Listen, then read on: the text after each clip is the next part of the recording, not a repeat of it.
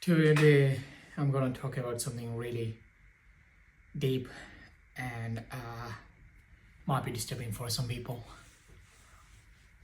For the last few days, I've been going through a mental rut, uh, and a lot of stress, which has led me to really poor mental health. Before this video, I have been thinking the pros and cons of like talking and telling this on a social media. Uh, but calling a friend in Canada, I just realized like how many people are going through the same situation, and especially like immigrants like myself who has friends back home, then moved to the new country where they're struggling to find their tribe and all that kind of stuff, and doesn't feel like they belong. And then there's like other things like racism and all that kind of stuff going around. Then they feel like they're always like second grade citizens, and because they choose this path, they can't really complain about it to anyone. People back home doesn't understand. They actually ask you like or criticize you for moving away from them, and the people in that country don't understand either. They do understand, but they don't have time to help you because they are going through their own problems. Because once you move from one country to another, then the money becomes a big problem, then the responsibilities goes up. But I actually wanted to be open about it and tell to people or say this up on the internet. I don't know what's the consequences is, but I want to tell this to help at least one person out there. This is not really a weakness. This is pretty much having a broken leg, and running on a broken leg never gonna heal it. So sometimes you have to take a step back. That's what I'm doing right now. I'm taking a break with my fitness. I'm eating crazy now, which is kind of like emotional eating, but I'll kind of like stop it at some point. But I want to stop and rebuild my mentality and want to come back with a purpose if I want to still keep on doing the fitness thing.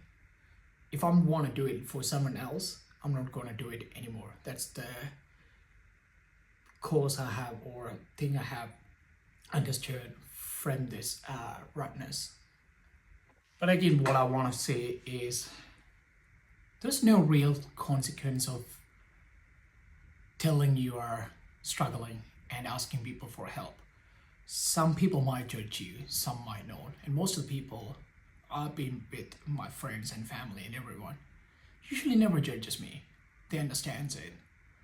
It's all in our head where we think we are weak for being not able to handle stress or not good enough to lead a family or not the strongest man, because men suffers more from this because they feel like it's a burden for others and they can't speak about it. But in reality, if just think about like someone telling you the same and you responding saying that you're weak, do you ever do that to your friend? We would never, and most of our friends doesn't, or family doesn't, and our loved ones doesn't. And who, if someone does that, they're not your friends. You don't want to be friends with them. And if it's just the work, honestly, in Western countries, this is like common, right? Really common.